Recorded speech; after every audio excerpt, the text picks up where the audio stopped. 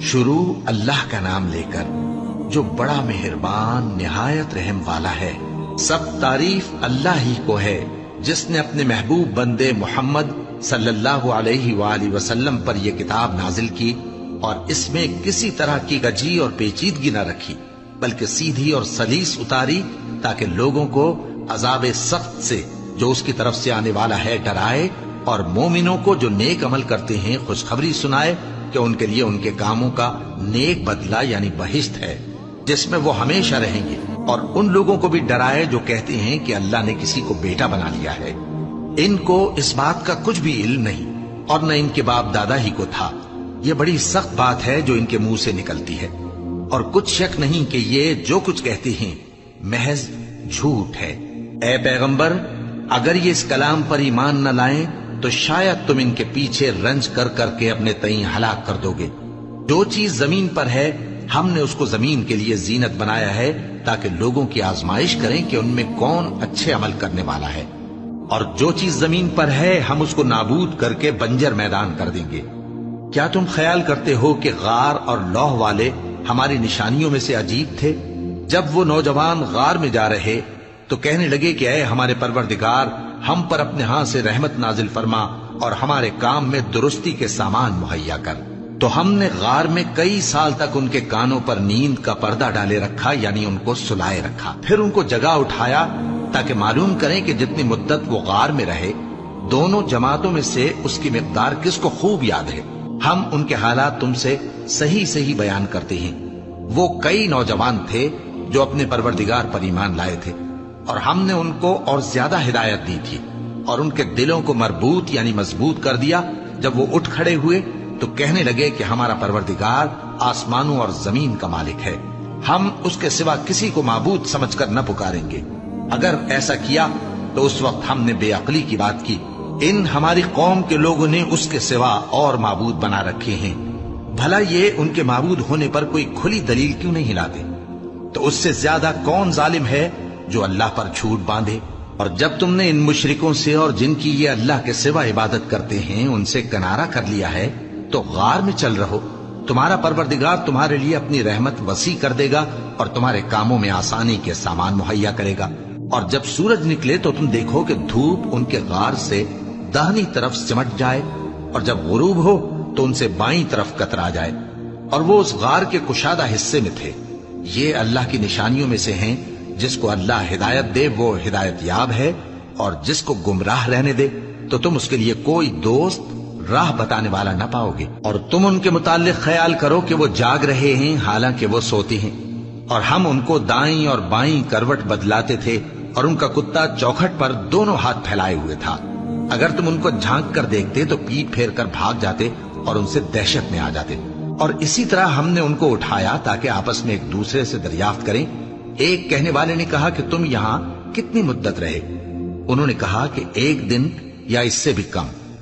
انہوں نے کہا کہ جتنی مدت تم رہے ہو تمہارا پروردگار ہی اس کو خوب جانتا ہے، تو اپنے میں سے کسی کو یہ روپیہ دے کر شہر بھیجو، وہ دیکھے کہ نفیس کھانا کون سا ہے تو اس میں سے کھانا لے آئے، اور احتیاط سے آئے جائے اور تمہارا حال کسی کو نہ بتائے۔ اگر وہ تم پر دسترس پا لیں گے تو تمہیں سنسار کر دیں گے یا پھر اپنے مذہب میں داخل کر لیں گے، اور اس وقت تم کبھی فلاح نہیں پاؤ۔ اسی طرح ہم نے لوگوں کو ان کے حال سے خبردار کر دیا تاکہ وہ جانیں کہ اللہ کا وعدہ سچا ہے، اور یہ کہ قیامت جس کا وعدہ کیا جاتا ہے اس میں کچھ شک نہیں۔ اس وقت لوگ ان کے بارے میں باہم جھگڑنے لگے اور کہنے لگے کہ ان کے غار پر عمارت بنا دو۔ ان کا پروردگار ان کے حال سے خوب واقف ہے۔ جو لوگ ان کے معاملے میں غلبہ رکھتے تھے وہ کہنے لگے کہ ہم ان کے غار پر مسجد بنائیں گے۔ بعض لوگ اٹکل پچو کہیں گے کہ وہ 3 تھے اور چوتھا ان کا کتا تھا، اور بعض کہیں گے کہ وہ 5 تھے اور چھٹا ان کا کتا تھا، اور بعض کہیں گے کہ وہ 7 تھے اور 8واں ان کا کتا تھا۔ کہہ دو کہ میرا پروردگار ہی ان کے شمار سے خوب واقف ہے، ان کو جانتے بھی ہیں تو تھوڑے ہی لوگ جانتے ہیں۔ تو تم ان کے معاملے میں بحث نہ کرنا مگر سرسری سی بحث، اور نہ ان کے بارے میں ان میں سے کسی سے کچھ دریافت ہی کرنا، اور کسی کام کی نسبت نہ کہنا کہ میں اسے کل کر دوں گا، مگر انشاءاللہ کہہ کر، یعنی اگر اللہ چاہے تو کر دوں گا۔ اور جب اللہ کا نام لینا بھول جاؤ تو یاد آنے پر لے لو، اور کہہ دو کہ امید ہے کہ میرا پروردگار مجھے اس سے بھی زیادہ ہدایت کی باتیں بتائے۔ اور اصحاب کہف اپنے غار میں 9 اوپر 300 سال، کہہ دو کہ جتنی مدت وہ رہے اسے اللہ ہی خوب جانتا ہے، اسی کو آسمانوں اور زمین کی پوشیدہ باتیں معلوم ہیں، وہ کیا خوب دیکھنے والا اور کیا خوب سننے والا ہے۔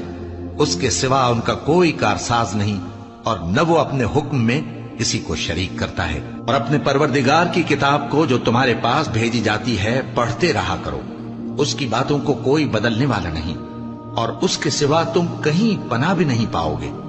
اور جو لوگ صبح و شام اپنے پروردگار کو پکارتے اور اس کی خوشنودی کے طالب ہیں، ان کے ساتھ صبر کرتے رہو، اور تمہاری نگاہیں ان میں سے گزر کر اور طرف نہ دوڑیں کہ تم دنیاوی زندگی کی رونقوں کے خواستگار ہو جاؤ۔ اور جس شخص کے دل کو ہم نے اپنی یاد سے غافل کر دیا ہے اور وہ اپنی خواہش کی پیروی کرتا ہے اور اس کا کام حد سے بڑھ گیا ہے، اس کا کہا نہ ماننا۔ اور کہہ دو کہ لوگو یہ قرآن تمہارے پروردگار کی طرف سے برحق ہے، تو جو چاہے ایمان لائے اور جو چاہے کافر رہے۔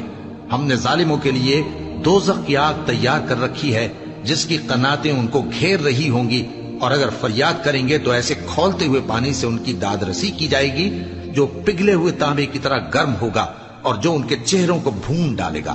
ان کے پینے کا پانی بھی برا اور آرام گاہ بھی بری۔ اور جو ایمان لائے اور کام بھی نیک کرتے رہے تو ہم نیک کام کرنے والوں کا اجر ضائع نہیں کرتے۔ ایسے لوگوں کے لیے ہمیشہ رہنے کے باغ ہیں جن میں ان کے محلوں کے نیچے نہریں بہ رہی ہیں، ان کو وہاں سونے کے کنگن پہنائے جائیں گے، اور وہ باریک دیبا اور اطلس کے سبز کپڑے پہنا کریں گے، اور تختوں پر تکیے لگا کر بیٹھا کریں گے۔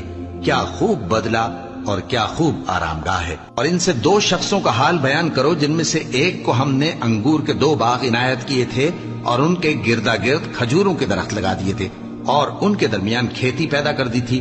دونوں باغ کثرت سے پھل لاتے اور اس کی پیداوار میں کسی طرح کی کمی نہ ہوتی، اور دونوں میں ہم نے ایک نہر بھی جاری کر رکھی تھی، اور اس طرح اس شخص کو ان کی پیداوار ملتی رہتی تھی۔